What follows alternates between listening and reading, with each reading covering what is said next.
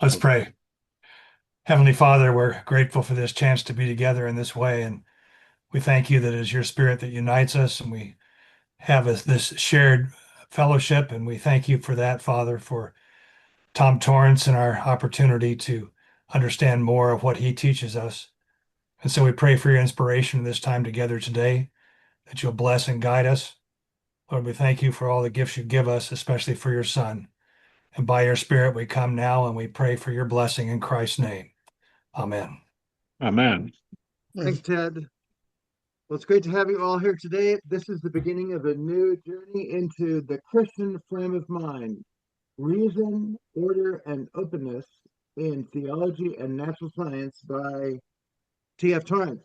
We will be spending several months on this book. We have a decent section today of introductory material, so there's a lot of laying foundations for what this book is about, the nature of the person who wrote this specific essay. Ken was holding up another book, a thinner book that is an earlier version of it, and Ken Ross will note the reason why that one is shorter and what is different between that one and this one as we go along. They have the same title, The Christian Frame of Mind, Yeah. different publisher, and published at a different date. So, was it the ever introduction- published as a hardcover, or was it always a paperback? The smaller one, I believe, was not ever published as a hardback. It was only in the one that we're looking at, it came out as a Okay. hardback All right. with Helmers and Howard. So, Jacques Stein in Scotland is the one who runs the Hansel Press. Aha. And I believe that he's the one who did a number of Torrance works. Oh, yeah. I can't remember who Helmers and Howard is, but it's another Torrance inclined person. They don't just do everybody. They're in Colorado Springs, but it was somebody who was pro Torrance. We'll have to do some research on Yeah. that. But the nature of publishers who will provide the opportunity for people to publish, and people like Torrance is particularly important. In the day that they were publishing, it was not as easy as it is now. I mean, a plethora as there is now. So these publishers were picking up Torrance's work before he was an international bestseller. If he ever was that, maybe not.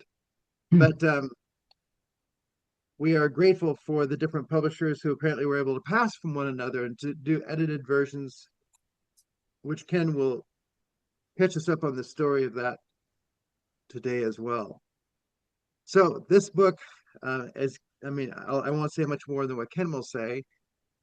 I'm trying to alternate between doing theologically oriented ones, which Alexander Radcliffe's was secondary literature focused on theology. This is primary literature focused on the scientific dimension with definite implications for the nature of theological science. But I want us to always be wrestling with the different domains that are being brought together within Torrance studies. Ken, what can we do? Yeah, I wanted to ask, okay, the blue cop has 4 chapters. Yes. Right. Ken Ross, how many chapters does your copy have? 7. 7. Okay, so I got to go back to the drawing board and get another copy. Yeah. Well, the cover will look like this. Yeah. Whoops. Okay. I will be Yeah. posting. I'll be posting a copy of the text of the newer version from Logos without the footnotes.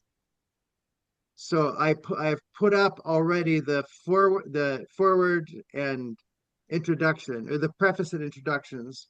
Those are already posted, available on the website. So you can have access to those things as we go along. I'll try and have them up each week so that for those who either can't find or afford, that we make those available in a slightly diminished form, but it'll allow you to enter into the content of what's going on in a way that I hope is helpful.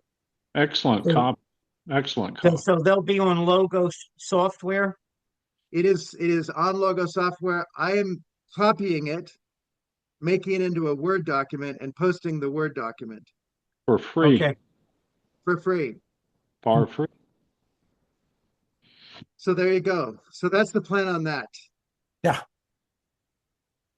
So Ken has produced for us a handout, which we will how be many- working with. Yeah. How many got the handout? I'm sorry that it was so late. Bill Ford's got it. Marty's got it. I didn't look for it because I had this. Ted's got it. No. The handout is not the text. The text is not the handout. The handout is me explaining the difference between the text you have and the text I have. All At right. the pinned things at the top of the Torrance group, you can see there is the Zoom, and then there's the handout, and then the text. The text is a little bit hidden. You have to go one arrow over on that, or just go down into scroll down into the sections down there. So, but it's available at any time. You can go and find it, print it, whatever works for you. Right. See. Well, I warned Marty that I would be interested in, for me, in two major things in this section of the text. One was, at what point in Tom's development was he when this book was published? I'm always curious about why he publishes, what he publishes, when he chooses to publish it. I do not have access to his brain, and anybody who's done research in his archives can correct me at any time. In some places, I needed to speculate a little bit as to how it came to be that when that about 4.5, 5 years after he published The Christian Frame of Mind, he decided to republish those 4 essays and its preface with 3 more essays and this introduction by Jim Neidhardt, and that kept me going for about 3 or 4 days here, and crashed my computer several times. So I hope you find it worthwhile. But I will be, if I can keep directing you to the handout. The handout was posted in PDF format. So if you can see an icon of the handout in your web browser and you double click on it, you should be able to launch it and view the text. And if you do that, you'll be following along with me. Dwayne, you good? You got it? Who else is here? Dwayne's an ultimate techie, so he's good at that. I figured you probably I know nothing about tech. you wrote the You're code an for ultimate PDF. gamer. All right. Gamers can figure out the game. All right. On my handout, I put these are reading notes for today for Tom Torrance, The Christian Frame of Mind, Reason, Order, and Openness in Theology and Natural Science, which is the second title this book has had, with an introduction by Jim Neidhardt. And the Helmers and Howards people call it the second edition. Some people call it the enlarged edition. Some people call it the bloated edition. Some people call it the second edition, or the bigger edition, or the later edition. You will be able to keep track of it shortly. So just keep juggling those titles until that gets through. They're all true. Yeah. Can I ask you a question? Sure. In my copy, which is used, I assume, I can't remember, I bought it many years ago, but it's published by H&H, right? Mhm. Helmers and Howard, yeah. But pasted over that page inside is, what do you call it, Whip and Stock Publishers? Yeah. Whiffenstock.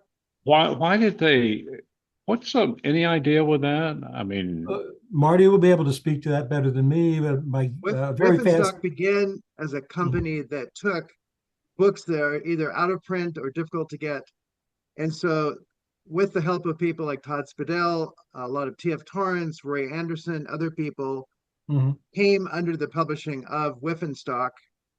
And so I have books by Ray Anderson that originally were published by the people that now have a Whiffenstock title. So they all have the copyright.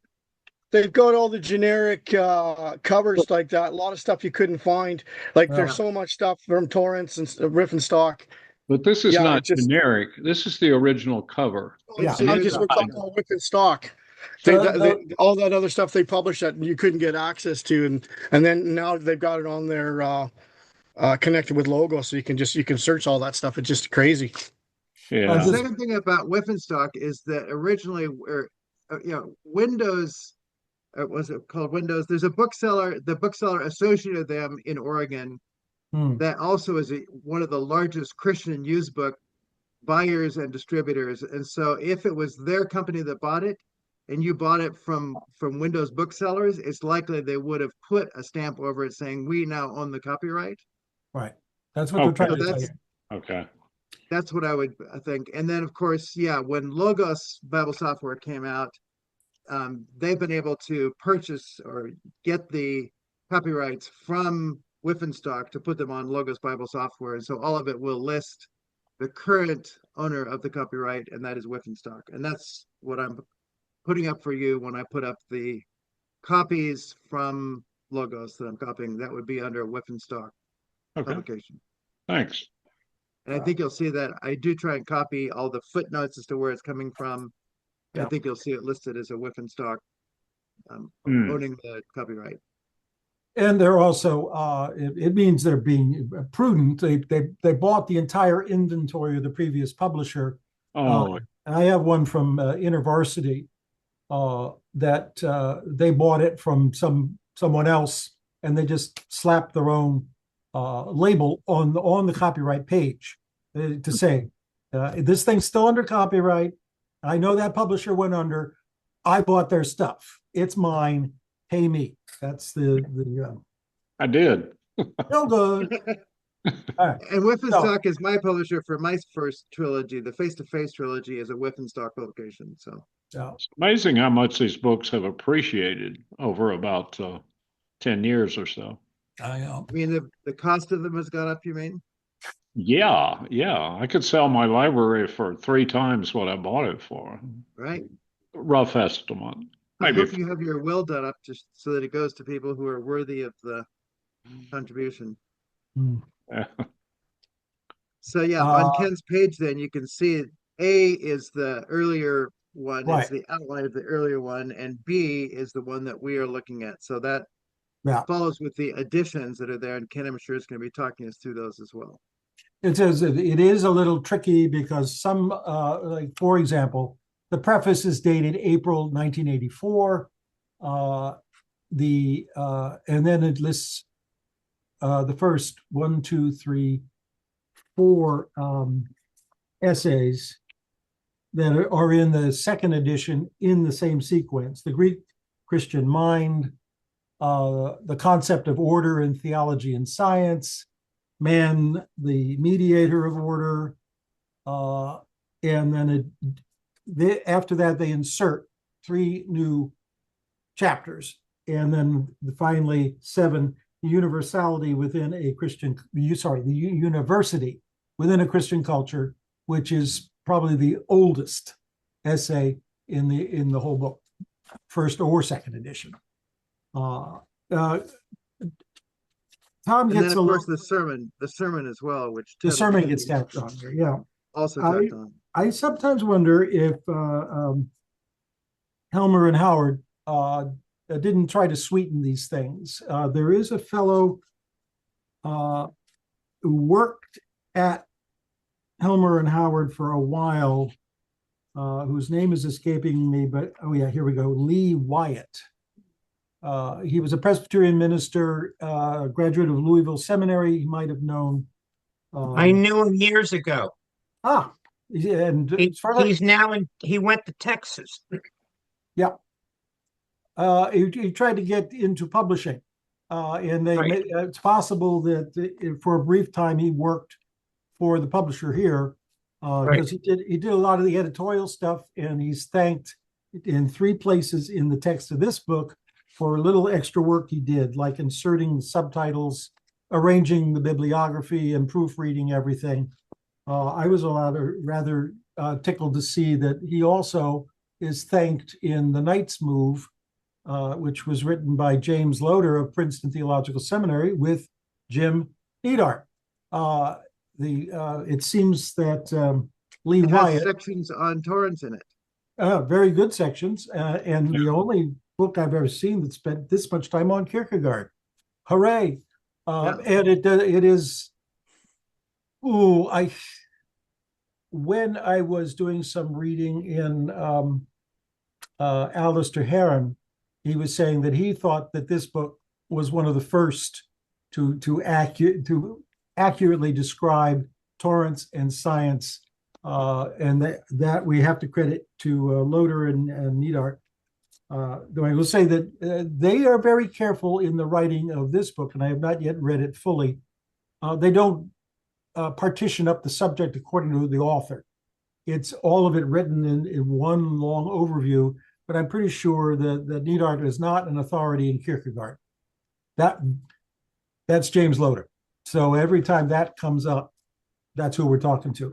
The thing I find remarkable is that Jim Neidhardt is not a seminary graduate, did not ever do graduate work in theology and all that kind of stuff. And Loder was willing to have him posted as his co-author of a long and very sophisticated book. So that's by 1990, he has come out of his little technical ghetto and into the broader realm of scholarship, which I will detail in a few moments here. But you do a little. Sorry, I was going to throw in and say the chapter 9 in that book, Relationship in the Knowledge of God, Kierkegaard and T.F. Torrance. We did a session in the T.F. Torrance reading group and had Dana Wright, who is the one who continues to gather and publish Loder's work. He's a friend of mine here in Seattle. So okay.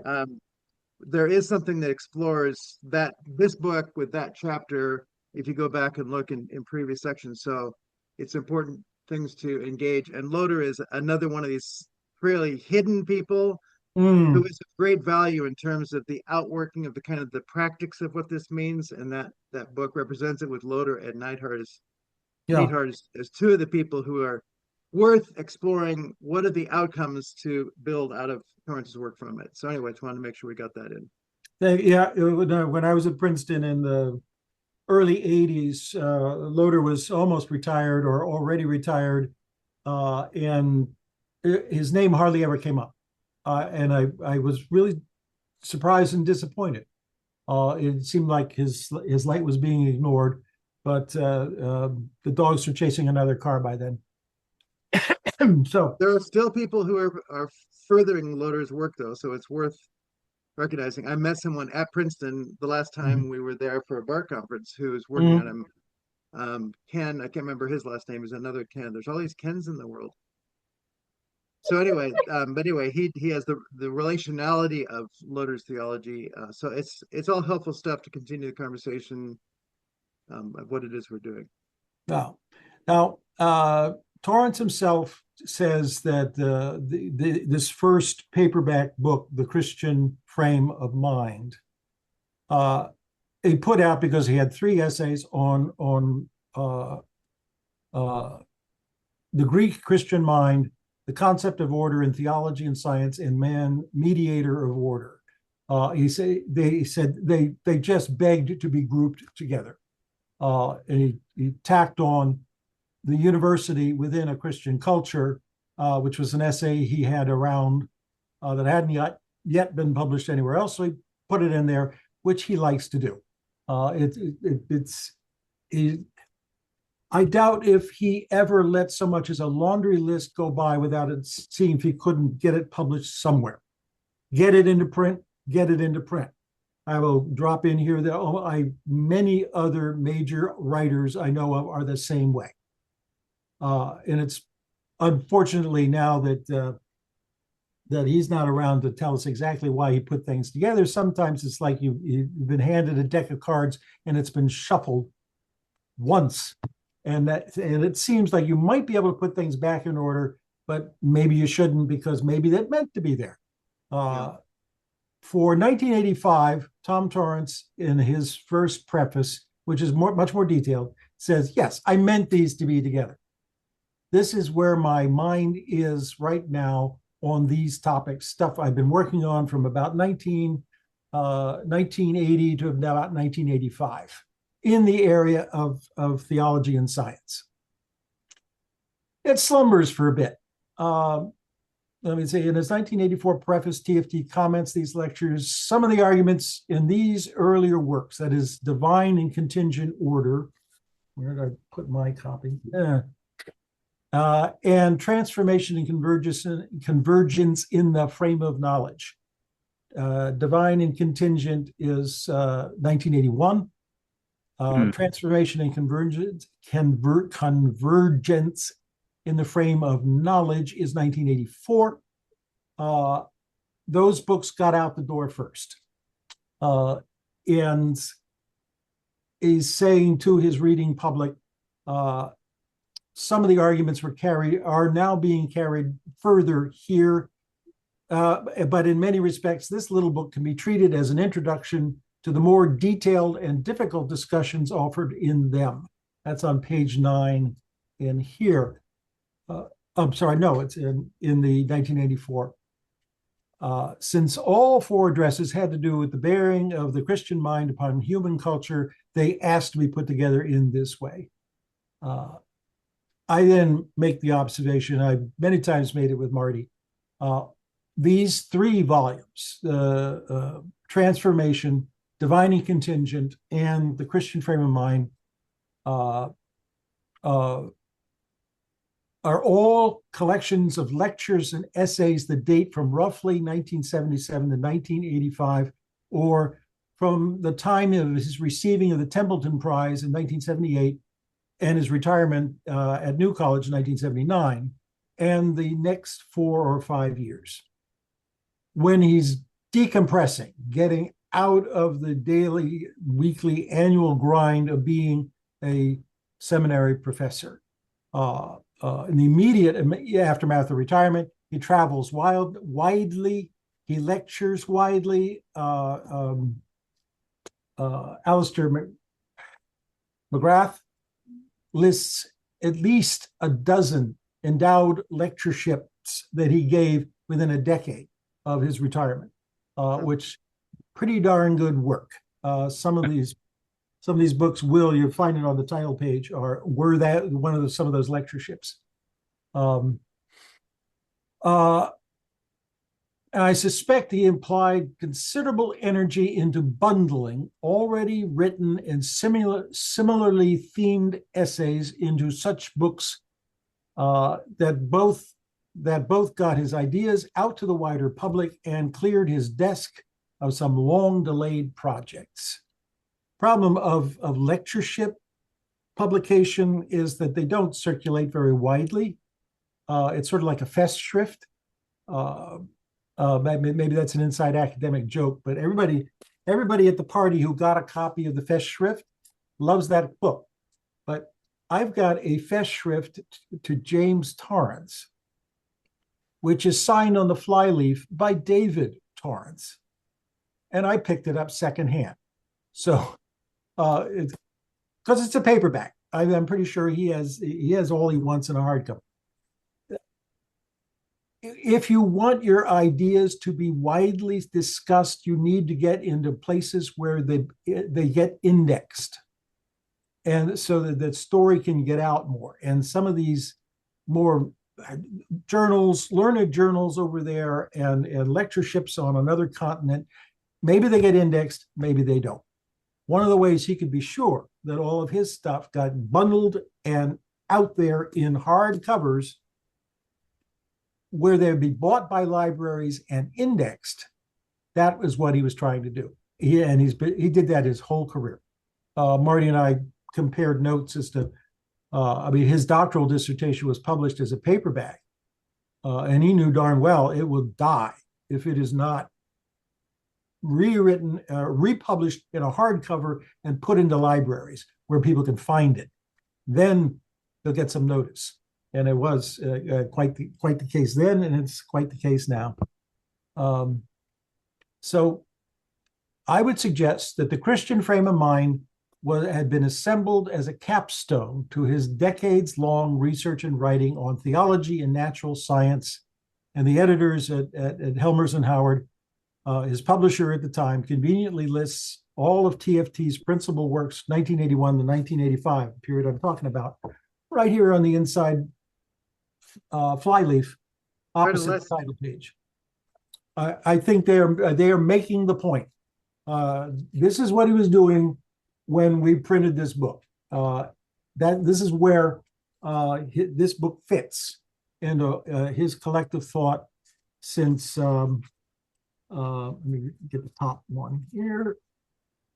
Just to throw in one comment that Sure. this book, in a sense, is an engagement of theological thinking for the culture, whereas theological science was really the task of doing theology within a scientific modality. So they have a little bit of a different audience in a sense. Oh, yeah. So they're covering similar material, but obviously things become more clear when you get these different interfaces. So yeah, exactly.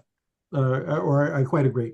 One of the things that these publishers do point out is that the series of monographs, the Reality and Scientific Theology, the series editor for Theology and Science at the Frontiers of Knowledge, they all came out in 1985.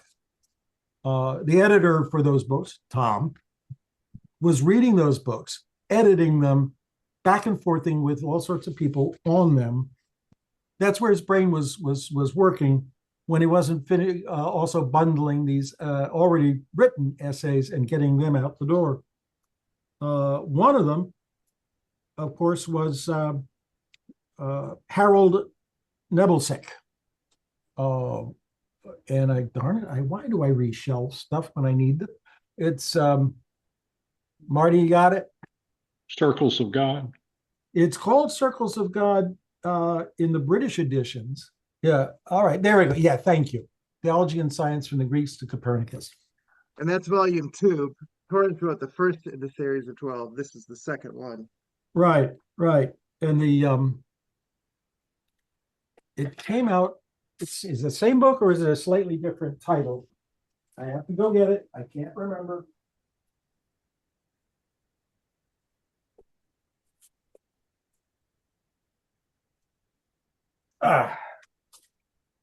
Theology and Science and Mutual Modification. Right. 1981. It's very much in the same era. Very much. You've got the dust cover on yours. Mine's just in the stripped down model. I'll strip mine too. Again, Torrance, that was another a series of 5, which his opening text in that one, Christian Theology and Scientific Culture, was the first one in the series of which the series you just talked about. Right. I've come across commentary, and it might be in McGrath's intellectual biography, that in this era, lots of people were coming to Edinburgh to talk to Tom, and use the libraries, use his resources to discuss stuff with him while they worked on their books. Nebelsick was one of them. He signs the preface to this book, Theology and Science and Mutual Modification, 1981. He dates it from Edinburgh. He was there at the time. And I never underestimate proximity, the ability to see the person you're arguing with and talk it and carry it through and talk it again, and clustering around an intellectual community, a community of like thinkers or similar thinkers who are constantly challenging one another. Because Nebelsick came back from Edinburgh and got a job at Louisville Theological Seminary in Louisville, Kentucky. And Jim Neidhardt, should we say Neidhardt or Neidhardt? Yeah, we'll say one of those. Neidhardt is how I say it. You say it Neidhardt? Okay. When the second vowel is an I, that I say I, Neidhardt. If the second letter is EI, that I say E. So that's the rule for German pronunciation, and I usually follow. I just carry it over. Ma'am. The point being, Neidhardt, who had been reading all of these theologians and physicists for more than a decade in Newark, New Jersey, took a sabbatical and went to Louisville and worked in Louisville with Nebelsack to get the intellectual background on Kant and Hume and Hegel, Descartes, all that stuff that a PhD in physics in Newark, New Jersey is not going to know. It's going to show up when oops, now I put that, oh, here, wait. By the time he is working on this book, a decade later, he has learned a lot, and he's a lot more comfortable with it. And this introductory essay we're looking at today comes after that crash course in Western European philosophical and religious history. He does not wear that learning on his sleeve, but he is much more comfortable talking about this. And he starts publishing stuff in the 1980s in tracts with a tract society working out of Westminster Theological Seminary in Philadelphia, PA, to talk about the conflict between science and religion, to say there isn't any conflict. Let's talk this out. All right, let me get just to finish off the thought of what are we looking at here. I'm saying it's a capstone of, as far as he didn't know how much longer he was going to live. Let's wrap this up. He says, with more leisure and with financial security, that is to say, he won the Templeton Prize, the largest award, cash award for anything. The Peace Prize is not as, the Nobel Prizes are not as rich as this, by design. He could finally put in the historical and ecumenical research and writing that finally went into the Trinitarian faith in 1988, which is his longest sustained theological argument. And I point out it's 340 pages long. It is longer by far than any other book he wrote. The Christian Doctrine of God, 1994, 256 pages, is tightest and most subtle. And then Scottish Theology, 1996, his last major title, 317 pages, and it was a torso. Who knows how long it would have gotten. I'm suggesting that after his retirement, while he was doing his lectureships, he was cleaning out his desk and cleaning out his file drawers, getting this stuff, deciding whether or not, is this worth getting into print? If it is, let's get it into print. If it's not worth getting into print, why bother? And because I got other stuff, I got other fish to fry, if I may say so. And that he did, and he did gloriously. Meantime, We have plenty a of book hand up there from Ken McCarty. Yeah. Okay. Sorry. Yeah, all right. I have here his book, Theological and Natural Science, Mm-hmm. and then another one, The Ground and Grammar of Theology. Yeah. Are these similar to other things? No. No, they're not. Ground and Grammar was very much contemporary with the essays we're reading here, is fundamental. It's foundational. This is the first time he lays out the ground of theology is in the Trinity, and the grammar of theology comes from the Trinity. And they're laying out that Trinitarian thing. Theology and Natural Science is a much later work. It's mostly, well, Marty might be able, I'd have to jump up and go and look. All the stuff in it is from I think the late 1980s, early 1990s, and it's like book reviews or essays or situational essays addressed to certain stuff or addresses to theological societies. You got it, Marty? I have it here, but yeah, it deals with all of the great faces of theology and science: Einstein, John Philoponus, Clerk Maxwell, Michael Polanyi. So he's really following through all the people who have made an impact in the nature of scientific and theological thinking. It's Tom's greatest hits. There we go. Thank you, Dwayne. I appreciate that. Anyway, so that's the Tom Torrance we're talking to. Reality and Scientific Knowledge was the first book in the series of the 12. He wrote the opening one, so it's laying the foundation for the series entitled Theology and Science at the Frontiers of Knowledge. So he was really wanting to say, how do we work together as scientists and theologians? And we're going to do 12 edited books, really pursuing that question of together working at the frontiers of knowledge. So, and he is able to demonstrate simply by getting a dozen writers from all across the field to address the same points he was addressing in order to say, this is not my little axe to grind. This is not my private little hobby horse. This is a real thing.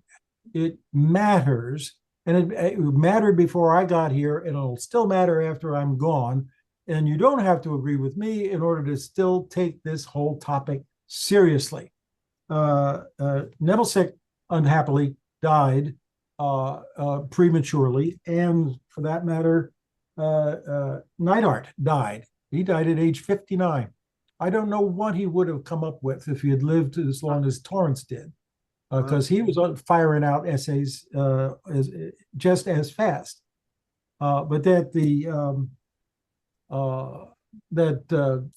Elmer Collier was able to produce a book, The Promise of Trinitarian Theology, Theologians in Conversation with Tom Torrance, could get some of the best theologians in the business to contribute essays to that book. And I'm pretty sure he did not need to beg. It was a slow train in coming, but it is finally moving, and people are getting on board, and people like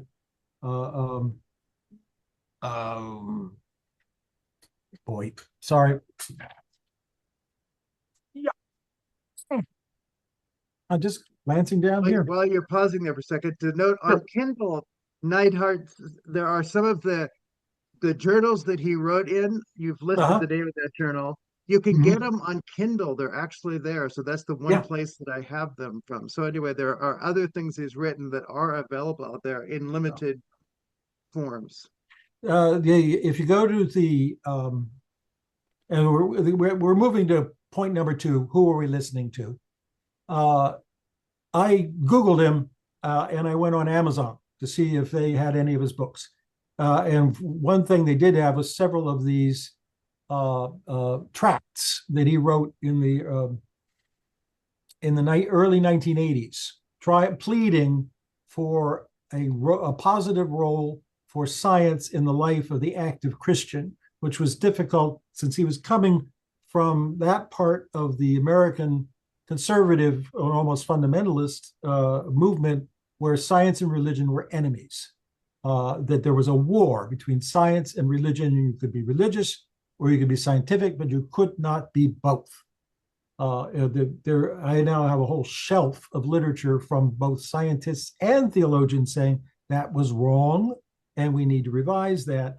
But that was not where things were in the early 1980s. And he, I believe, was himself personally suffering a real sense of alienation because of that. I just wanted to, I was going that Collier was able to get Alistair Heron, David Torrance, Gary Detto, Colin Ginton, George Hunsinger, Ray Anderson, Mark Achtemeier, Christopher Kaiser, and then Tom Torrance himself writing a little, probably contributing something. Oh, he did.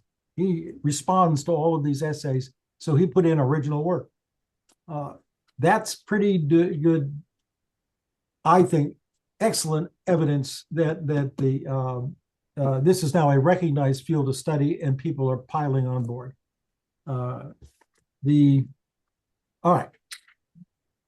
On page 2 of the handout, Jim Neidhardt is the author of our introduction and an annotated bibliography at the end of the book, and it is not the usual gang of suspects. Would you write the name of that book in chat? Which book are we talking about? I've been throwing things at you. Are you talking about Collier's book? Yeah. Promise of, yeah. Okay. That's The Promise of Trinitarian Theology, Elmer M. Collier. Yeah. Bowen and Littlefield. And I think it was like 19... it's 2001. I have that book. Could you please write the full bibliographical citation in the chat? My Let hands me are go full. find it. Let me go find it. Hold on. That's it. Now, according to the website of the Murray Library, Messiah College, Mechanicsburg, PA, Walter Jim Neidhardt, 1934 to 1993, was born in Paterson, New Jersey, received a doctorate in physics from Stevens Institute of Technology in Hoboken in 1962, and was an associate professor of physics at the New Jersey Institute of Technology in Newark for 31 years, 1962, until he died in 1993. Have any of you heard of any of those institutions? I have not. Not living in northern New Jersey, I don't think you would. No, he was in the theological sticks.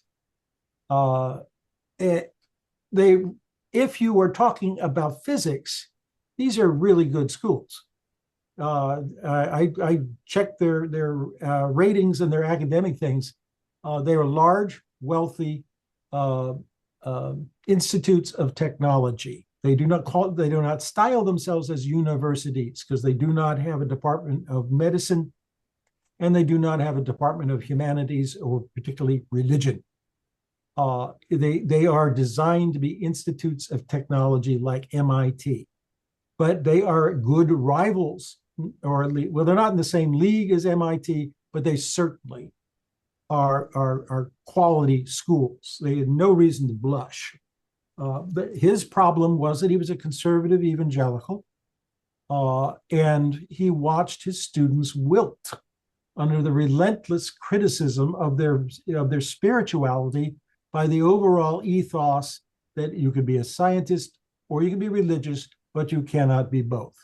And he admits in one of those pamphlets that he issued about 1983 that he actually got permission to offer a single credit course once a year to go over science and religion from a Torrancean perspective. He would probably call it Clark Maxwell perspective, to be able to say, you do not need to be ashamed of being religious here. And let me introduce you to Michael Polanyi. This is the first time. No, Ken, that's not it. We need the other one. I've posted the one that you want, so it's up there. The Promise to Theology. All right, good. Yeah. This is also good too. Yeah, well, I didn't say it wasn't. I just saying that's not the one that we were asked for. All right, so he sat in this high-tech ghetto trying to nurture the spirituality of his students, who I'm pretty sure it was like any number of institutions I have been to. If students who were raised in evangelical churches had to seek out a sympathetic evangelical faculty member to talk it over with. Otherwise, they didn't know where to turn or what to do. It was tough. Mark Knoll, in one of his early books, studies these type folk who are caught between their loyalty to the churchly institutions and the secular institutions that really have the power. Would you not say that's still the case, though? That it's still hard to find a more middle theology affirming science professor in a university that would supervise or support your. I think so. Yeah. The world's not so different. There are people like Torrance who allow you resources that are better than what they were, but it's still a challenging field. In a moment, I took a break yesterday, and in a moment of soft nostalgia, I went back and looked at a few of the books of my professors from Princeton University in the Faculty of History, who looked at American religious history to see how sympathetic they were in their reading. Because I took 2 graduate seminars at Princeton University with people like Sean Willits. And he actually had a really good book about the kingdom of Matthias. a religious quirky character who was a 90-day wonder in New York City in the 1830s. Without going, that is a very odd topic for somebody who's got real ambitions to be an American historian in the secular press. He and Nell Painter, the professor, another history professor at Princeton University. I was in the room when she grabbed her Bible and held it up. Says, "You want to understand American religious history? Read your Bible." And the whole crowd was sitting there. I don't think I have one. Where can I know where I can get you one. Don't worry about it. No one ever looked down on me, or I was so caught up in my own narcissism I didn't notice. So and I was there for a long time. But back to Neidhardt, he was laboring to look for the kinds of stuff his scientific training would permit him to read and interpret. Neidhardt himself was a longtime member of a non-denominational church, the Lafayette Bible Church, Lafayette Hills, New Jersey. Ken, any rings there? Because that's mighty close to your neck of the woods. I don't know that. Federated congregation with roots in the Presbyterian and Methodist traditions. There was, in the 1950s, there was a Methodist church that was failing and a Presbyterian church that was failing, so they merged. Always a tricky thing for theology, and we've occasionally talked about it in this group, that Tom Torrance is a theologian that people in the Wesleyan tradition like to read, even though he is so thoroughly reformed. He bleeds blue blood. It's how does this happen? Because as Dr. Radcliffe was saying, it's because he takes the Holy Spirit seriously. Even a charismatic can see he takes the Holy Spirit seriously. So I'm willing to read him. The other part of it is that here in the mid-Atlantic states, a lot of the conservative Presbyterian churches were very much under the thumb of the Federalist Calvinist theology taught at the old Princeton, pure Charles Hodge, and it was becoming increasingly unstable. Again, another reason that Torrance could be popular is that he was a Calvinist. He was an evangelical Calvinist. He was not a federal Calvinist, and that opened up all sorts of doors for all sorts of people. As a scientist, as a Christian, he was highly dissatisfied with the warfare model of the relation between science and religion. He was an active member in the American Scientific Affiliation. Anybody heard of it? I have heard of it because of his work. Young Mule, you're familiar with it? Do they still publish? Are they still active? I don't know. I was a member for many years and I would get the journal.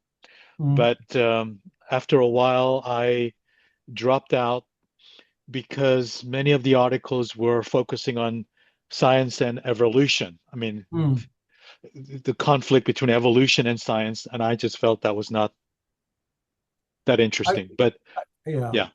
I got that sense. This next institution he affiliated with, the Interdisciplinary Bible Research Institute, the IBRI. And in my handout, I include URLs. Is that the word I want? The web addresses, the links. Thank you. For these libraries and for these institutions, so you can go and sample it for yourself. One thing I did notice is that many of the pamphlets issued by the IBRI are anti-evolution or a J. Adams style of pastoral psychology, which is essentially, if you're a woman and you're unhappy being a wife, that's a problem. Jesus can help you with that because I can't. It's really bad. Those pamphlets are all still in print because there's a small institute. It was originally associated with a church in Langhorne, PA. For a time, they had a seminary in Hatfield, PA. The Bible Theological Seminary. Ken, does any of that? Biblical Seminary in Hatfield. Right. It was, And they have changed so much theologically. They're now in lower northeast Philadelphia, near where I used to live. right, right. Headquartered in a church there. Right. I Googled that and got it on a map. We've had the Worldwide Church of God, just to bring up one, underwent a theological revolution in the 1980s. Bill, am I speaking accurately here? Yes. It was the 90s. 90s. There you go. 90s. 90s. And Bill and Dwayne and Ted all have a past with that group, so We went through it. lived through that. so it is to say, it is possible to peaceably argue, even on these hot topics where there's will and charity. I was pleased to see it. The IBRI has been apparently since the 1980s has been realigned with an anti-evolutionary back to the warfare or the conflict between science and religion model, and they're at it hammer and tong. But I gave you the link in my handout so you can go and have a look at it. Dedicated to promoting dialogue. Just to be clear, he was never in that mode, so they correct. departed from something he was trying to do. Yeah. If you read his pamphlets carefully, it's printed on the title page. He says the author understands the faith position of the IBRI, and there may be opinions in this tract that they would not agree with. And then the editor says essentially, but we're going to print it anyway because maybe we can get him to change his mind. I think, well, how ecumenical. Wasn't that generous of them? Golly. But I read one of his pamphlets, and it was one that he was writing when he was had these kids in his seminar at the Technical University from 1983. He cites, among many others, James Clerk Maxwell, Albert Einstein, Kurt Gödel, Stanley Yaki, Michael Polanyi, Tom Torrance. They're all in there. In 1983, in the mind and in the writings of this guy, let me just finish this thought. He already is demonstrating the kind of familiarity he will need in 1989 to write this introduction. Sometime in the 1980s, he took a sabbatical to Louisville Theological Seminary to study under Harold Nebelsick, who had published Theology and Science in Mutual Modification in 1981. I also noticed that when he thanks the publishers of H&H, the publishers of this book, he thanks in particular Lee Wyatt. Who I have contacted on Facebook. He's still alive, and I had a brief Facebook interaction with him. So good. He looked. I mean, I wish him well, and I hope he keeps publishing. He did a lot of the editorial work on this book. He was a teaching assistant at Louisville Theological Seminary, and that's probably where Neidhardt met him. And if he did like a lot of out-of-work theologians do and goes to work for a book publisher, it's possible he went to work for this book publisher for a year or two. Next time you talk to him, ask him. Otherwise, it's pure speculation on my part, but I don't want to hear it. All right? Just This is the gem. I finally just this morning I found he published an essay in 1989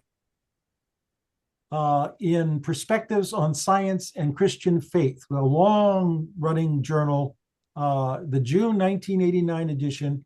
Here's the name of the essay: Thomas F. Torrance's Integration of Judeo-Christian Theology and Natural Science, Some Key Themes. So let me get in here to page, it's not in his foot, right here, page 15 in Roman numerals. Thomas F. Torrance's Integration of Judeo-Christian Theology and Einstein's Theory of Relativity, 7 Key Themes. This was written virtually at the same time as that published essay. So I'm going to go out on a limb. Please do not publish me on this, but I'm going to go out on a limb and suggest that that essay and this introduction are warmly, intimately related. They may even be the same essay. If I can ever find a copy, maybe I'll bother to compare them. But it's how he proved to the publishers of this book that this is a guy who could write an introduction that nobody had ever, even though nobody had ever heard of him. There was nothing prior in his history that would commend him to a Torrancean publishing house, except that now he's starting to write this kind of stuff. And then shortly, he and Loder come out, and Loder's Princeton credentials are a mantle over his shoulders. He's arrived in the respectable halls of academia, at least theological academia. He's got the Princeton imprimatur here. So that seems to be the origin of this essay, since the question I was asking here was, who are we listening to? I think I've demonstrated this is who he was and how he got this job. Since Torrance would have read this, and if he was not particularly in the mood to write his own introduction, and the usual gang of suspects were not available, too busy, touring Europe, giving papers, get this guy to do it. He's good. And Tyler, somewhere in all of the reading I've been doing in the last week, says it's a nice little introduction. If you don't want to read my much longer introduction, read his short introduction. It's because it's good. I trust it. His continuing development as a philosopher of science cut short when he died in 1993 at age 59. His estate donated his substantial library of more than 3,000 volumes to Messiah College in Mechanicsville, PA, a good, solid Christian liberal arts college in Pennsylvania. And they set up the Jim Neidhardt collection on religion and science. I include the link to that so you can go and see for yourself. It's, I think, a fitting memorial to him, though. Well, I'll just leave that. It's a fitting memorial. Yeah, I can. Well, what school did you say it was? Messiah. Oh, yes. Oh, yes. I know that place. Yep. My coworker at the Presbyterian Historical Society was a Messiah graduate, and we used to talk about theology all the time. So they prepped her well. All right. Just to note, Lee Wyatt has posted on Facebook as recently as 2025 on Father's Day with the statement talking about early childhood in his last sentence. Since I have become a Christian, I have struggled to come to terms and discovered on the journey the fatherhood of God. I'm aware of the difficulties of that image and why it is hard for some to accept. For me, God as Abba is a precious reality. I cling to every Father's Day, the fathering of our Lord God, of our Lord Jesus Christ, the Holy Father, I give thanks for. So, I mean, again, the nature of maintaining an evangelical life of concern. Yeah, and one would hand him a copy of James Torrance and see if that's not helpful. Yep, should be. He ain't dead yet, so on we go. On we go. We're at the halfway point. I've been talking Thesis. constantly. We're Uh, interacting. It's good. All right. On the two first questions, what are we reading and who are we listening to? Any feedback on that? I think the associated question is, and you've addressed this some, is, who is he writing for, and who is Neidhardt writing to address? That there's still, I think, particularly in this introduction, it is something I think you can hand to a college student today to give an introduction to the nature of theological thinking in a way that's intelligent, well organized, and gives starting points for the nature of an interactive conversation rather than a polarized discussion. So I think that's part of what you're talking about, Neidhardt's own, depth in Torrance, but also living in the place where people are wrestling with these themes. Yeah. This is one of the nicest summaries and available kind of offerings as a point of entry.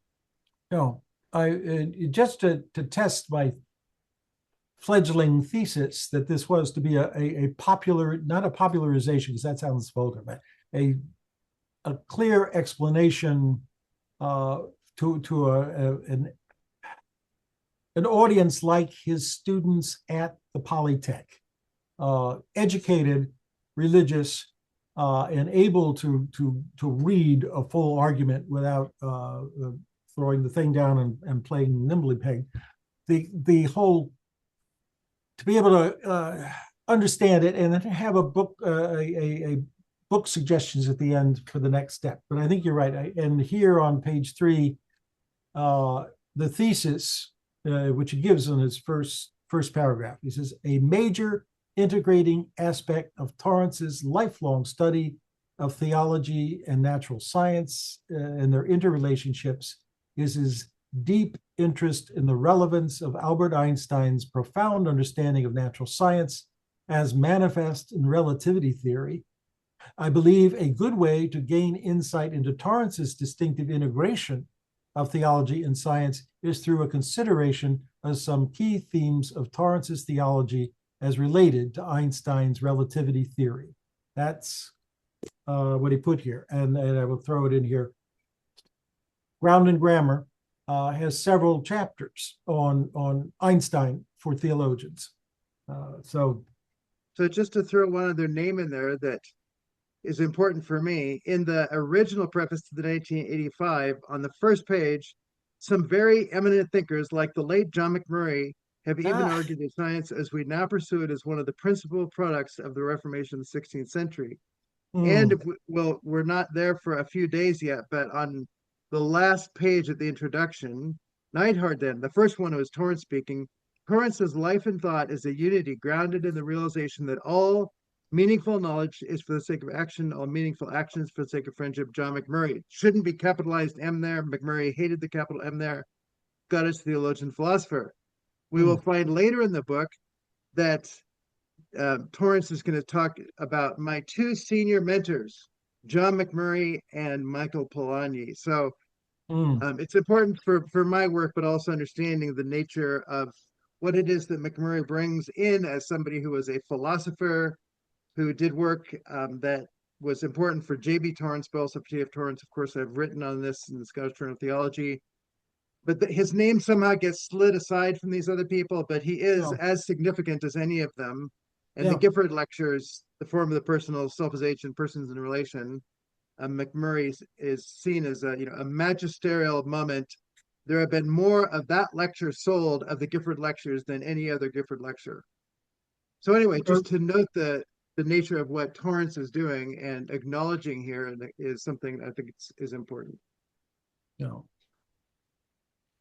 I came to Torrance as somebody who had read in the Reformation and Calvin and Calvinism, so that I was looking for Torrance as a Reformed theologian who was not a federal theologian. I didn't even have the vocabulary to be able to express that as a question at that time.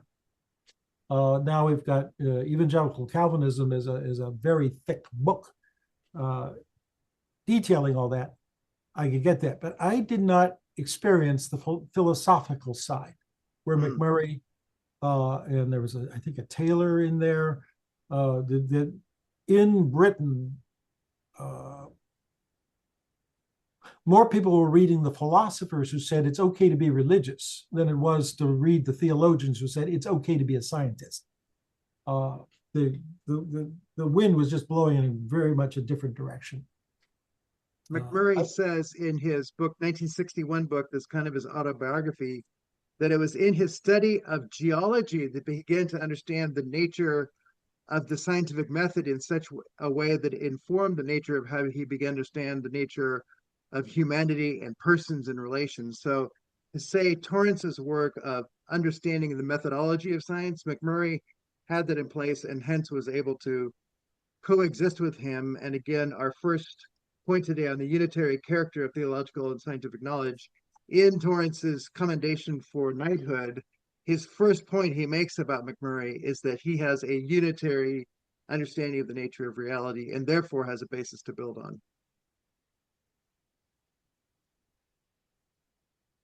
I think it was theological science where Torrance takes time to address McMurray or invite McMurray to the table for the conversation. And that was the first I'd ever been forced to take McMurray seriously. Yeah. And it's again, it's from where I came from. He appears quite a few times in theological science, and the point, Torrance's sense that the nature of reason is based on the other. He quotes John McMurray in making that statement. So it's in a fairly foundational way as to understanding the nature of reason.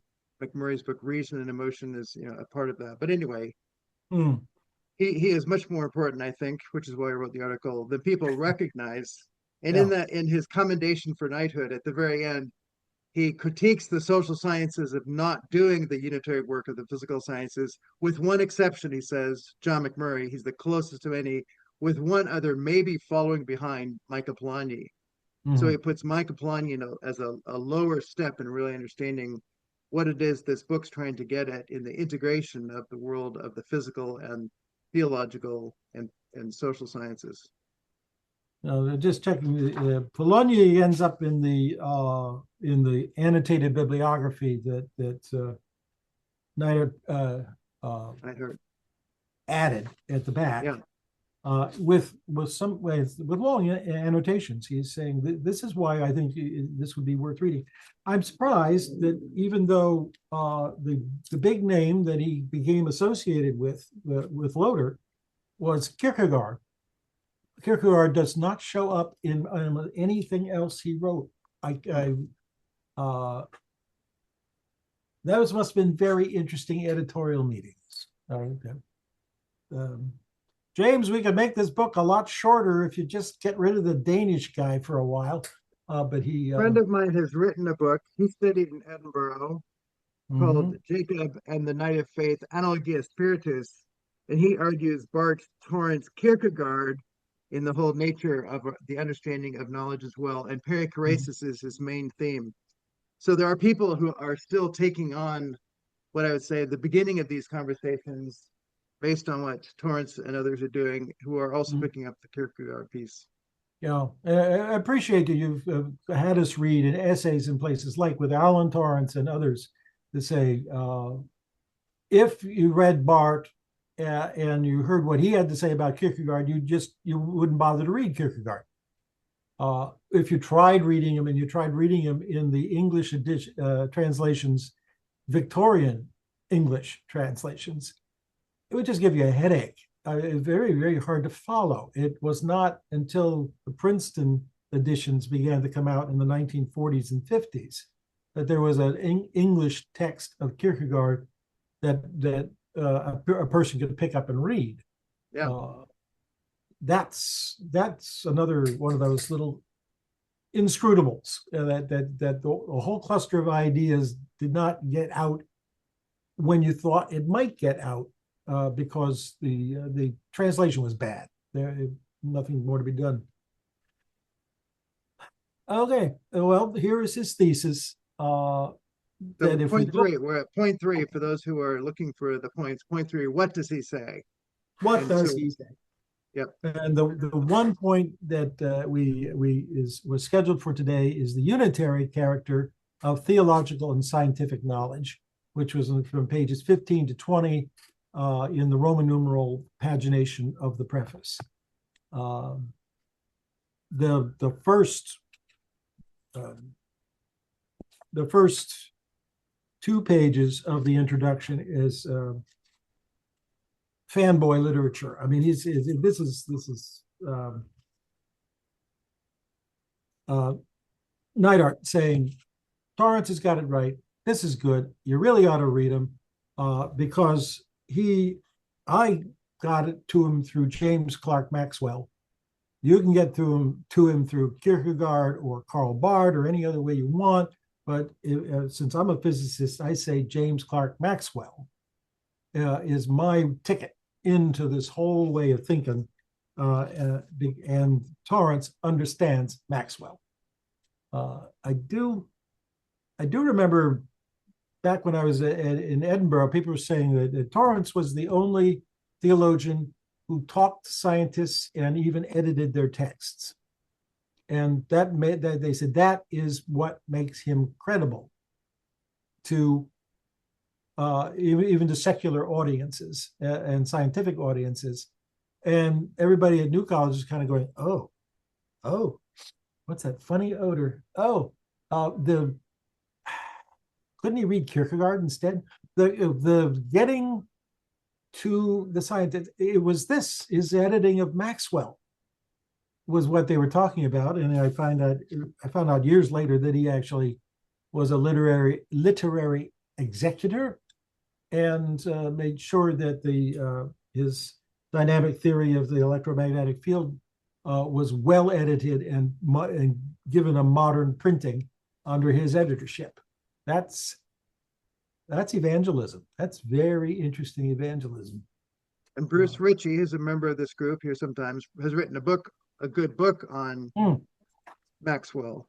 Can you give a brief summary? Why is it that Maxwell's work undergirds the thinking of Torrance to introduce this book? So what is the point that Maxwell made that Torrance was able to build upon as a foundation? As Maxwell was saying to the scientific community, your intuition, your hunch that there is only one reality and there's only one human reason, and human reason apprehends that reality in a realistic way. That's science. And Torrance was able to say, that's what I've been saying since day one. There is only one creation. There's only one God. There is only one apprehension of God, and the apprehension of God by human reason is reasonable, not irrational. There's only one reason, and that's theological science. It was a broad highway into the subject that both of them could walk together. Torrance had gone to Basel to work under Barth, and he wanted to write about how theology was a science. Because Barth, and I went and checked, leads off, first sentence in Dogmatics and Outline, 1946, this theology is a science. And Barth, there as a middle-aged man, could turn to the young Torrance and say, and you'll be able to publish that in 20 years. Don't try to do it now. The beginning of 1:1 of the Dogmatics is also Christian dogmatics is the church's scientific self-examination of its distinctive talk about God. So even the word scientific shows up in the very opening statement of the church dogmatics. Alistair McGrath points out that Torrance read 1:1 in Edinburgh in English translation and went to Basel to hear the lectures for 1:2 in German, to stay up with what what Barth was doing and why he went to him and said, I want to do a thesis about the scientific character of theology. And famously, Barth told him, go back to your sandbox, kid. No, you're too young. The unitary character of theological and scientific knowledge is like then the next step. If there is only one logic, or the reason, let me say reason, and there is only one reality, then reason engaging reality must, if it's going to really engage in realities, remain unitary in its thinking. Otherwise, it will segment things off, it will fragment things will fall apart. And his whole, where does he, I think he quotes. And this doesn't deny that there aren't levels of thinking. So you have, molecular scientists and those who are physicists and mathematicians. They're all different within the whole. They each have a part. So this is the stratification of knowledge, right? But it's unitary with stratification. You are a human. You do have a body. You do have brains. You have organs that we can't see. Yes, there are parts, and yet we must see it all within the whole. So the nature of the unitary is to acknowledge the whole without denying the nature of the parts or the strata of knowledge. And we'll get back to that next week, because that's number 6. But I did want to point that here under this first part, on page 19, under the paragraph quoting Torrance, where he talks about the homoousion, is of staggering significance. He loves that kind of rhetoric. But he says, with it, everything hangs together. Without it, everything ultimately falls apart. And by the time we finish with these 7 key themes, these will really be cohere. You'll see that they do cohere. Where is the? Unfortunately, I read so much. I got to make sure that I'm bringing up stuff that are only in the things you would have read if you followed your instructions. We appreciate how much you read too. That you've invested significant time. So thank you. Yeah, I wish I had a cat. Which is kitty cat.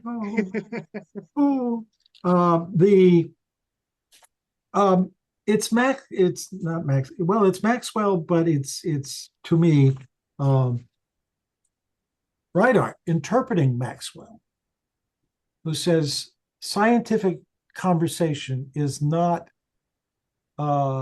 here's a fact, here's a fact, here's a fact, here's a fact, here's a fact. Now we're going to generalize on that. Now here's another, here's another, here's another. That was the way Newton described the logical causal way of explaining things. He says that's not how real scientists work. You expose yourself, you immerse yourself, you indwell in the materials, and then at some point you make it an intuitive leap. This is not a leap of faith, but it is a Pologne leap where you integrate things, and it seems that integration is part of the reality you're observing. You cannot see its limits or its boundaries, but now you've got a hunch. It's as if somebody's shown you the box lid picture of the whole puzzle and then snatched it away. And a year later, you're still trying to remember exactly what it was, but it's fine because you know there is order there. It's just now a question of devising the experiments that will feed back to you that your intuition was right. Like when Einstein predicted that when there was an eclipse of Venus, that the Venus would reappear on the other side of the sun at a particular time, which was not what it would be if light had traveled in a straight line, but it would be if light bent because of the gravitational pull of the sun. And dang if he wasn't right. It was newspaper headlines all over Europe. Einstein's right. The light bent. So Ken's got a question there. Yeah. Ken, I was checking my email again. I did not receive what you sent us. I did not receive any It's on kind of the a, it's on Sorry, the it was, Facebook site. Download it. If you go to the Torrance Reading Group yeah, Facebook site, it's posted there. all right, I'll check that out for next time. okay, Perfect. yeah. I mean, Okay, thank you. Mostly that today was just to say, this is who is saying this to us, and this is why I think we can rely on him. And if you don't believe me, ask L. Collier. He thinks we can rely on him too. And that's the kind of intuitive trust, the hermeneutic of trust, not the hermeneutic of suspicion. That's he's earned the right to be heard, and so let's listen to what he has to say. And that, oh, Ken, are you still here, or you? I'm here. All right. If I do that, it means I have to go to the bathroom. I'm fine. Go ahead and find the Facebook Yes, for I'm the, going to do that now. yeah, and you can download it. It's a PDF file. You can print it out in 2 seconds. But So I'm going on the Torrance Theology reading group. Do you have Torrance? Yep. Reading group. All right. Should be right at the top. So the nature of point one, though, on page 15, when he begins into this, both relativity theories, special and general, emphasize the unitary character of scientific knowledge at all stages of development. It may sound like a small thing to recognize the unitary nature of what it is that's going on.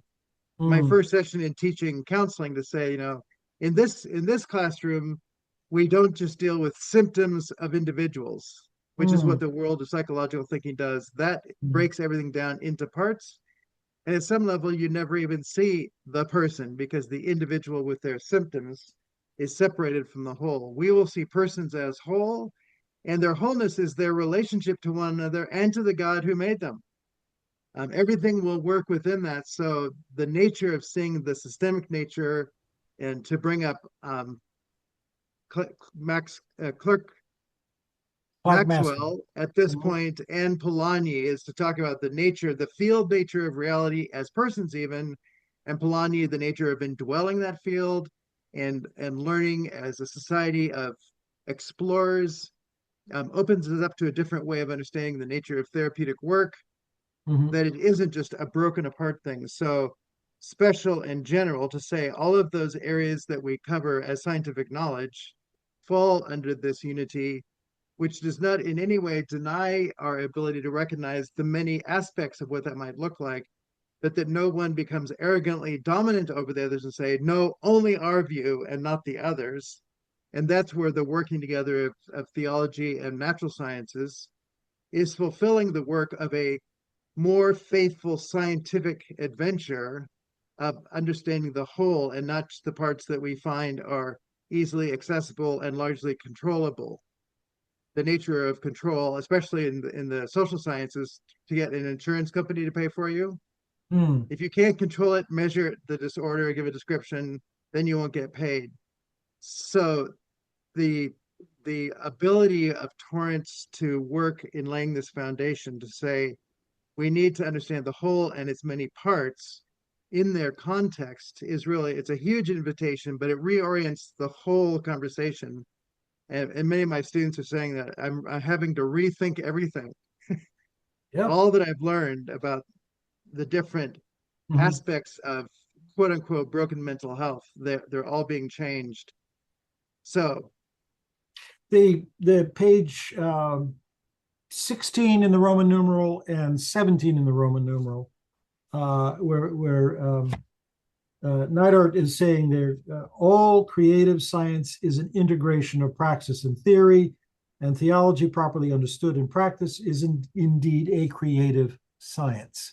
The modifier there is creative, and that's what he found, I think, probably in Polanyi, that he finds it wonderfully exciting to be able to talk that the human creativity is part of science without corrupting the rationality of the science.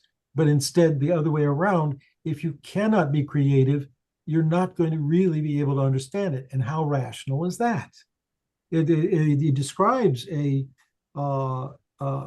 a theory is brought out, it has to be empirically tested.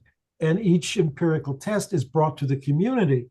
And you cannot insist that the only way for everybody to get on board with your science is to make them do the same experiments or come to your lab and watch you do them while you do them and come up with the same results. Eventually, you're going to have to write it up or put it into words, and that's going to be so much smaller than everything you did.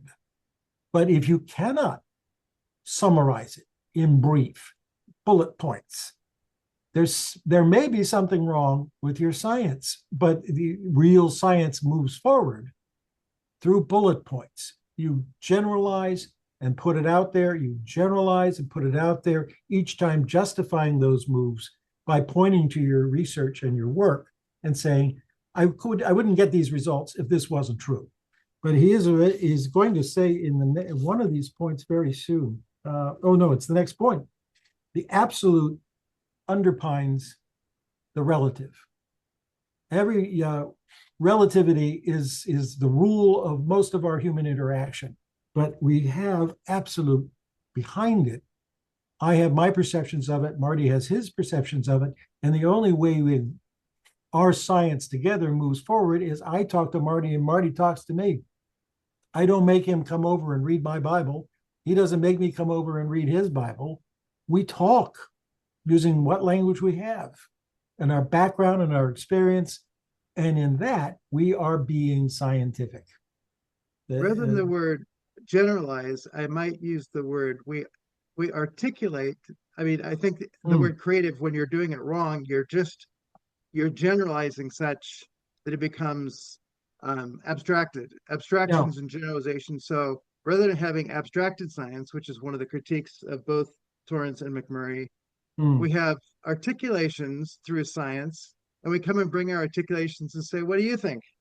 Yeah. And then via Polanyi, well, I think you got this part right, but this part I'm not so sure about. Yeah. So there is an articulation it's the idea of openness, I think, within Torrance's language here is going to be helpful for that. So creative is not that we're creating something out of our head. We have a flexibility with regard to reality such that we attempt to speak about the order, which Torrance talks about the nature of the intelligibility of the world, that it has order and then we can intelligibly speak about it. That intelligibility doesn't mean any particular scientist has the authority at the end of that. It just means they can begin the discussion. So when we say that it's an integration of praxis and theory, praxis there I think means we're actually engaging the world. Realism. Whether we're a geologist or an astronomer, we're engaging the world. We're coming up with theories. Why does that moon turn red on this particular night? Because we're engaging a practical thing that happens. Did you see that the other night? The blood red moon. We were overcast here in Philly. It was overcast. It was raining here too. But I've seen pictures from Australia, particularly. They're pretty cool. The moon turns scarlet because of the scarlet sins of the city. That would be an alternate. We had a street preacher out on our sidewalk last night. The integration of point A is that there's a creativity when we can gather and integrate the nature of our observations and the language that comes to it in such a way that we're learning by the sharing and being corrected by one another. Yeah. And that's the opportunity of the scientific community to do that. Again, on page 16 and 17, Neidhardt does that step by step, indicating the oscillating from the theoretical to the practical, to the theoretical to the practical, the intellectual to the real. It's all realist. From the intellectual to the experimental, to the intellectual to the experimental, and the community sharing. If you cannot articulate it to the point where you can get anybody to understand what you're talking about, you really need to go back and try again. Ben's got his hand up there. We might let him in. Yeah. All right. The other Ken. Okay. What is the specific name of the website, of the Facebook I went on the Thomas Torrance reading group. I didn't see Ken's thing. I went on the Exploring the Theology of T.F. Torrance. What is the specific thing where Ken posted stuff on I will Facebook, Technically, Marty post posted that. it, but I'll post it in the in the chat? chat. Thank you. uh, All right, thank you. You bet. you found the link to this place. Where did you find that link? What he just I did, okay. All right. Well, above it or below it was probably the link you're looking for. But we'll solve it later. Okay, fine. I'll even email you my copy of mine. Thank you. It has a No few worries. typos in it. I give you free chocolates for every typo you can find. So the nature of what is being laid out here, though, by Neidhardt is it is beginning at the right place. Yes. T.F. Torrance, in his book, in his chapter in the Facets of Faith, says if you don't believe there is reality, you cannot do science. So I mean, Right. it's one point before this, but once you acknowledge there is reality, then if you can acknowledge there is order in reality, this is where the nature of the integration of praxis and theory comes in. If you recognize there is order, you have to acknowledge, I do see those stars and I recognize some are brighter than others. Maybe there's a reason that some are brighter than others. And so you begin out of the recognition of those things to then come up with theories. Why might one star be brighter than other? Oh, one's closer.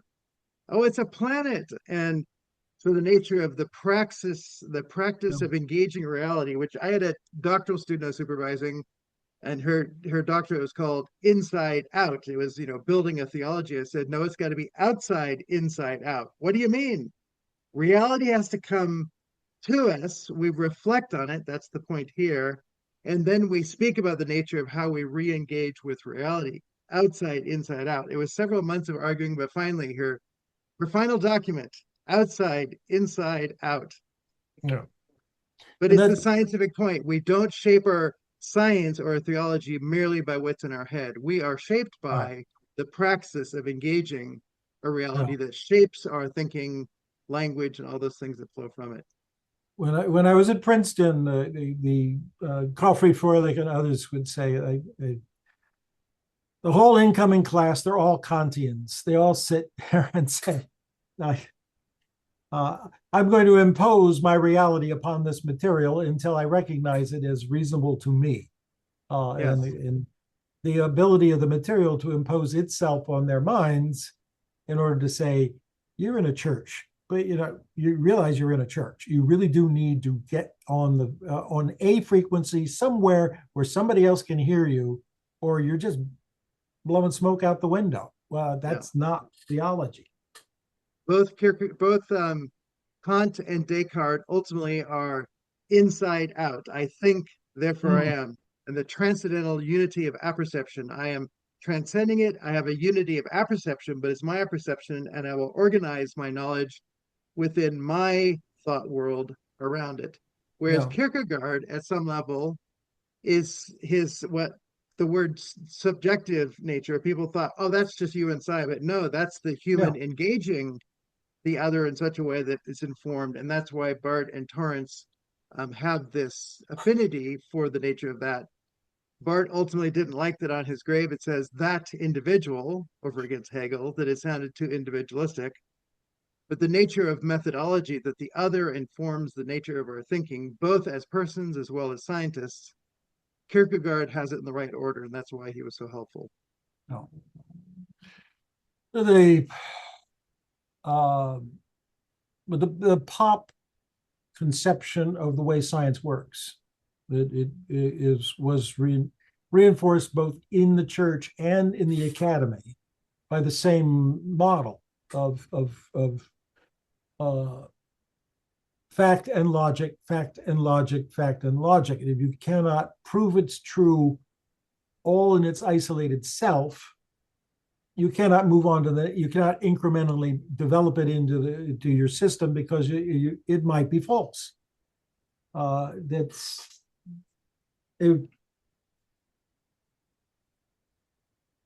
I'm going to be careful. I'm not sure, but there are many in the sections that we're going to be reading next week.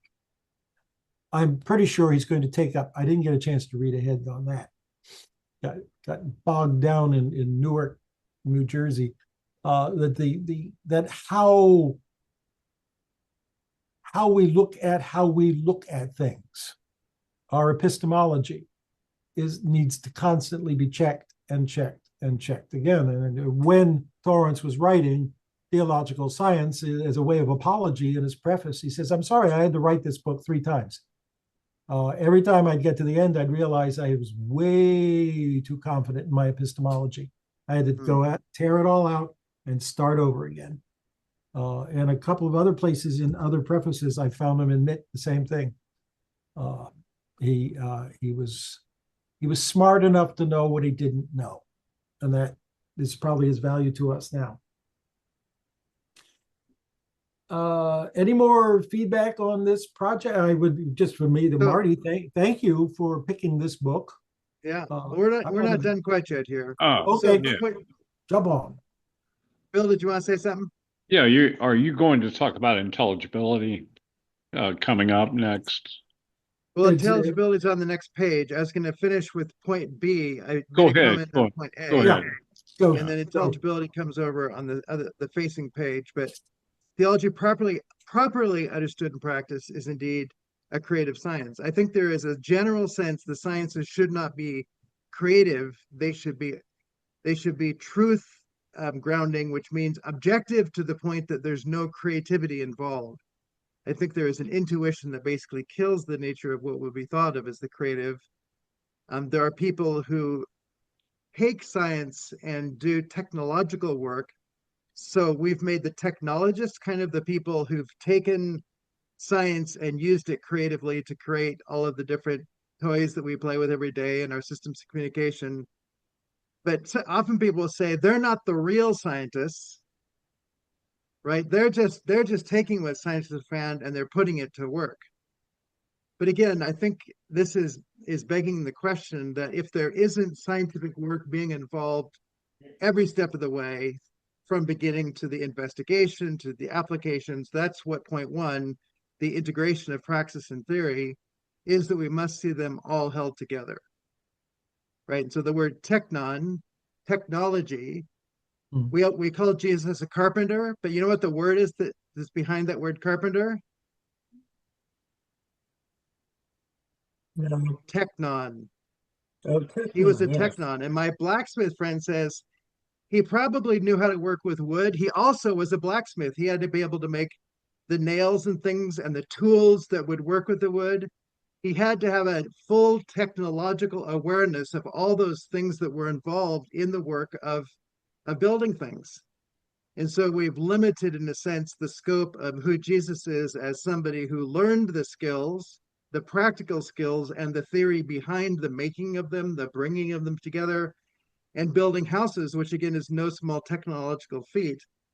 So if we just even look at who Jesus was in his life context, there is something there about his creative capacity to fulfill, from creation of the elements to the putting them together for the creative use of humanity in purposes that fulfilled that.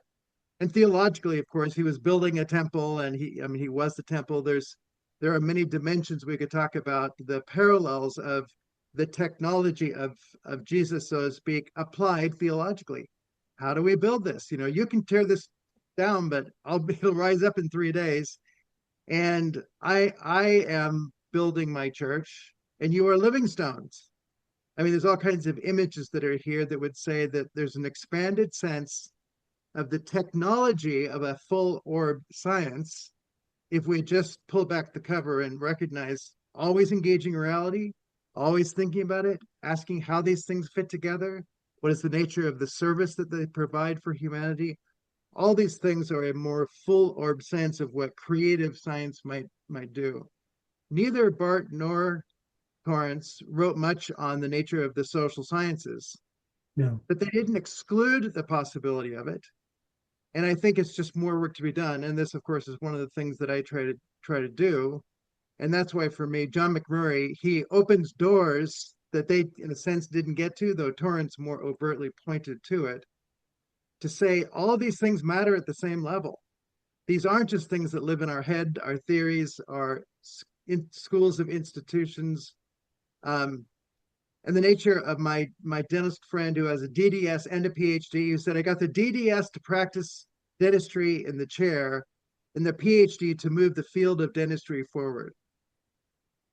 And I think a lot of theology has attempted to get people into the classroom, not as much into the church, though there are some like Andrew Purvis and Ray Anderson who are concerned about the church. But there are very few who, I think the chapter in this book on the Christian university, the university within a Christian culture, is going to be important. How do we think to move the discipline of theology forward so that praxis and theory work together to live within and for the purposes of God in the world? Not that God has abandoned it, but to participate in what God is doing. And if we do that, then we're collapsing either just into theory, doctrine, or it's just praxis, where we're just teaching people how to preach and build the numbers and the dollars of churches, but not really see life transformation. So there are some foundational things I think that are here as to what the agenda is of the ongoing work from the foundation that Torrance is giving us here. They still need to be played out. The foundation is laid, but it still needs to go. Dwayne, what you got? Yeah, well, that's the problem and the purpose of the church. Because again, it's like we should be technocrats in love, joy, peace, or faith, hope, and love, and then everything flows from there. But because of sin in the world, we can't ask the right questions, and because the kingdom is not of this world, there's always going to be that tension. So we're always going to be missing the mark, not just literally because we're sinners, but because this isn't the ultimate goal, and that's the problem. If you're trying to build heaven on earth, you can't. Yep. So there's a struggle in between. But what you can do, you can participate yourself. Do you also want to be his disciple? And that's where we failed, because this is all aspects of us. Do you also want to be his disciple? We haven't addressed that question appropriately to encourage people to realize how massive and how incredible the world is as the cosmos, and what we can do within it being led by Jesus, because everyone's uniqueness has a place and a role to play, but we shrink everything down because, again, sin turns us in on ourselves. It's taken us how long to discover even this. We've had this fellowship group for a long time, but not really that long in consideration. And even when Tom was alive, you could only do so much as a single person. So, we're hard pressed, because until Jesus comes and fixes everything, it's always going to be wanting. Yep. He gifts us by his Spirit to participate even now. Go make disciples is something that we actually are called to do. And the nature of what we're doing here, and I think the nature of both good natural sciences as well as the social sciences, they can further the work of being stewards in the world who serve God and one another in ways that are constructive. And I don't know that there need to be limits on that, other than they're aligned with building and serving and not tearing down and destroying. So I think you're right. We live in a time where the nature of our sin nature is certainly there, but the light has shone in the darkness, and the darkness will not overcome it. So my hope is that what we do in this reading group is get glimpses of the light that allow us in our spaces and in our conversations to keep doing the work of a scientific community in that building practice, and not to give up or think the world's too big. So that we can all prep for next week, I was talking about bullet points before. I will start with these 7 key themes, since that's the rest of this chapter. And then if we can spend 10, 15 minutes going through most of them, and we'll probably have to shortchange a few of them until and then read the conclusion and say, yeah, you're right, or no. We probably won't argue too much. No, the one other point that Bill was just asking about, though, within this little introduction here, is the question on the other page of intelligibility. The discovery of such hidden intelligibility is the principal motivation and final goal of all sciences. natural, social, and theological, which, I mean, to see those three words appear together, it doesn't happen all the time that the three appear together. So I was a little bit struck by that. Such Yeah. intelligibility shared among human observers conceptually rather than as a matter of sensibility or pictorialization is the cornerstone of a realistic objectivity that is grounded in and guided by today's creative science. So Yeah. they were positioned to recognize, again, the nature of the world is such that we can have the strata of knowledge. We can have the acknowledgement of aspects within, but never to allow one to override the other aspects that are there. And we don't, I mean, the way we teach classes with, you teach this class for a while, and you go to another classroom, and then you go to another classroom.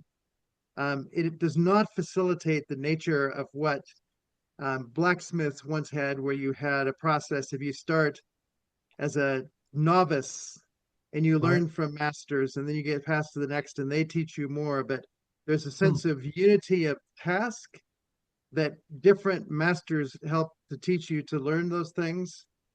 So the age of the journeyman and the master and all those things, the guilds, there aren't many places that have a guild kind of understanding. That may be that the big tech companies that don't want you to get education, just come work for us and we'll train you to work within our system, may have some of that guild feel, that the language and the practices of the business may do some of that shaping. But I think we've done a lot of breaking things apart in the educational practice that has led to the not unitary vision that this introduction's preface is attempting to lay out for us. Young Il, would you say in the world that you've seen of technology that is true, that the nature of, there's a kind of a unitary sense of there is a unit of technology that we have to work within, that it is guild-like in a sense, do you think? Yeah, I think definitely there is that. That the whole Silicon Valley kind of has a certain mentality, Yep. etc. Yeah. Yep. I just wanted to get back to the hidden intelligibility thing. You Yes. know, on the one hand, I think what he lays out in the first few pages is very attractive and very satisfying. The Yes. integration and, the theory and practice. But I guess having grown up in that same era, I read some of his writings and was excited about the whole relativity and how it informs, similar mindset to theology and so forth. I am a little bit concerned that we're that the idea of intelligibility itself is, I think, needs to be kind of limited. That the notion of our understanding something, that something is intelligible to us, is Yep. not an innate thing. It's not that we have something that we then are finding intelligible, but our concepts themselves have changed over time. The Yep. notion of space and time that we kind of assume in physics today was not intelligible to Galileo, okay? Absolutely. Let alone Middle Ages or, Greek times. So our brains, our language, our thoughts, in a sense, change. The Christian, frame of mind. Paul saying that we need to transform our minds so Yep. that we can understand God, right? And it's that same thing. I think we are changed when Yep. we try to understand reality, and we have to be open to that changing, not in an irrational way, but in a very guarded way, right? We change because we are forced to change, not because we're just going to jump from one theory to another. That's So the there's, openness in the subtitle of the book, that's that part that you're talking about, is the openness to be taught by reality. So everything you just said, he very much is going to affirm that we keep being taught by reality. Our intelligibility has no finality to it. It right, is ever right, humble, ever needing to be renewed, restored. The churchly form of it, reformed and always reforming, is a theological statement. And so the same thing for science would be true, that it needs to be scientific and continuing to be transformed by our investigation of the world, so that we are taught by the world and Right. never confident merely in ourselves. And he gave my counseling to say the nature of the assessment of people, if you just assess an individual and use the word emotion, it's the emotion of an individual. But if I say emotion is our relationship to other people, I like or don't like that person, it's not just me, it's me in relation to that. To get people to make that jump that emotion is not an individual thing, it's a relational thing, it's the Torrancean leap. But it's so hard for people to get that because all of the manuals, the insurance companies, it's all what's going on in the individual. So to be taught by reality is a challenging thing. Yes. But once you see it, it opens up new things. And that's what you're talking about, the openness to keep being taught to better engage the nature of reality as it's going on. Yeah, I mean, one paradigm of that is in modern physics, the dichotomy between the tension between quantum mechanics and general relativity. They both are true, but they're not consistent. And Yes. so we don't have the intelligibility, right? We're trying to get to an integration of it, but reality forces us into these two approaches that are both real, as far as we can tell, Yeah. but they're not compatible with each other as far as our understanding is concerned. So clearly our understanding is limited, right? Yeah. And So growing. Hopefully, yeah. and growing. And someday we'll say, oh, we figured it out. But So Dwayne, I'm going to go for you first, and then Ken, I'll go to you. I think you had your hand up second. I'm So just going to read something from Mediation of Christ there, page 6. sure. It says, what I have in mind here is not physical or electronic tools, but conceptual tools. To really get to know something, we need to find the appropriate way in which to grasp it and shape what we have to grasp in our mind. That is to say, what we need are adequate modes of thought and speech. This need for conceptual tools of this kind is particularly pressing when we have to do with something radically new, which we cannot understand by simulated into the old framework of what we already know, and for which old patterns of thought and speech are not only inadequate, but prove quite false. Quite new disclosures of nature require new modes of thought and speech to match them.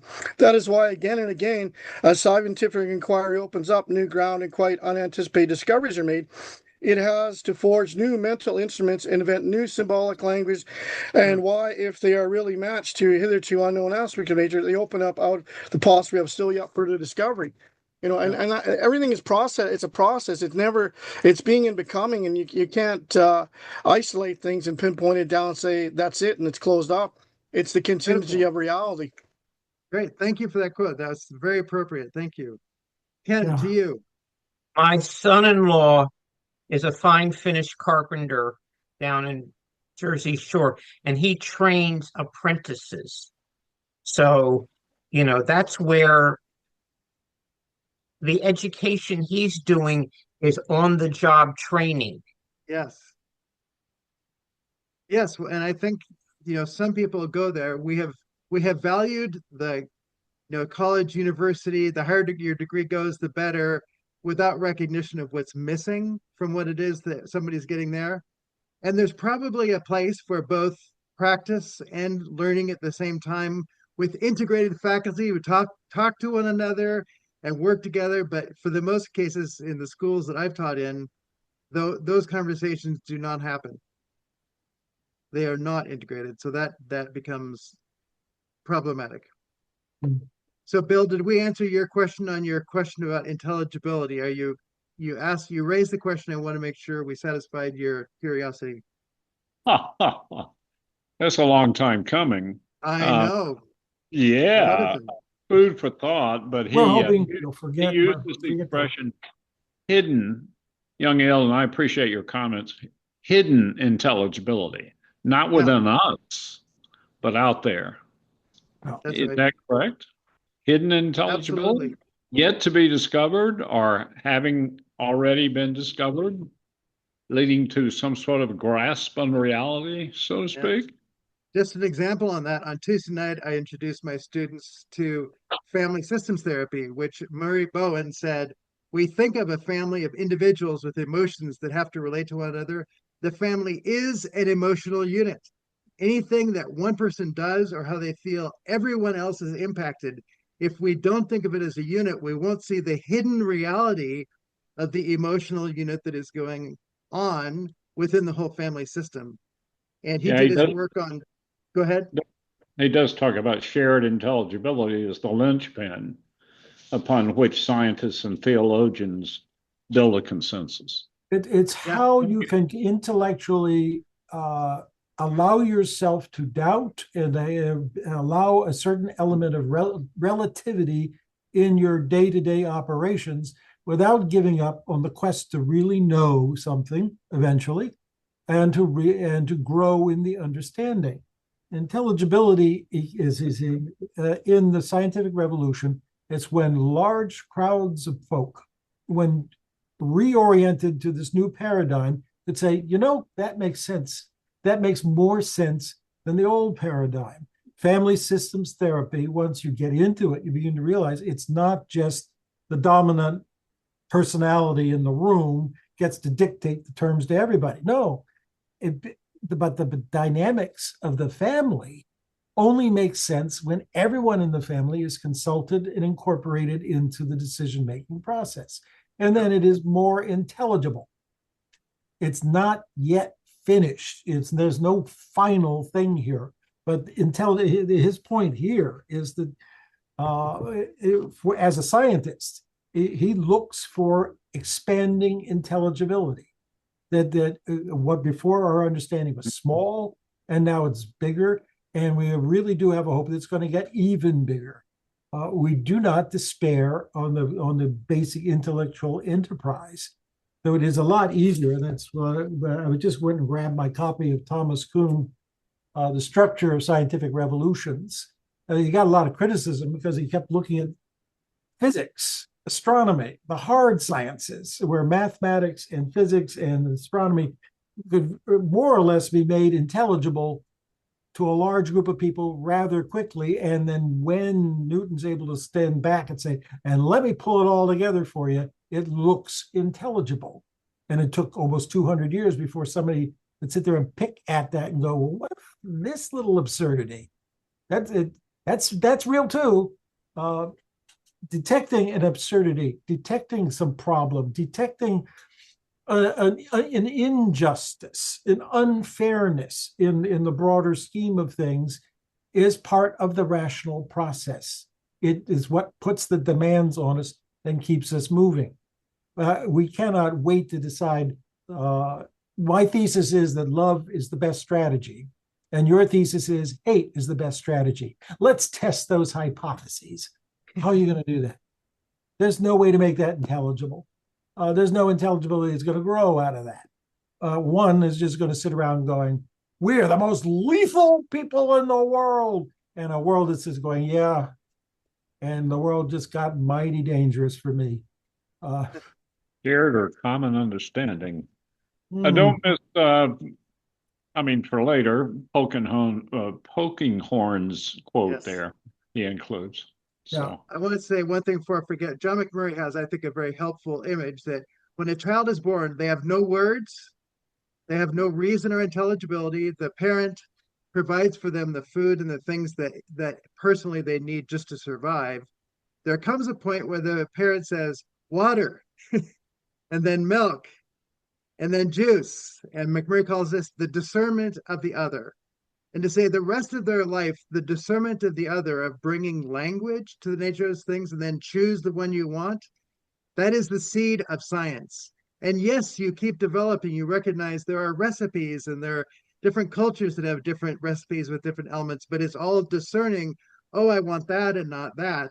But it begins with the simple sense we are entirely emotional to begin with. As a secondary mode, we develop reason, which is the discernment of the other, as a language between one another so we can relate to the world. The modern world has made reason primary and forgotten that we are foundationally emotional. Yeah, chapter 2 will return to all of these things. So we do not need to flog this donkey any further. So next week, back. he wants to make sure we get poking horn next week, just so Bill is honored in his request. Before we I've got 5 titles by Pokingham on my shelf, and I don't have any of the ones in his footnotes. Doggone it, that man. All you need to do is to deal with his quote here. Just deal with his quote here. That's all that Bill is asking for.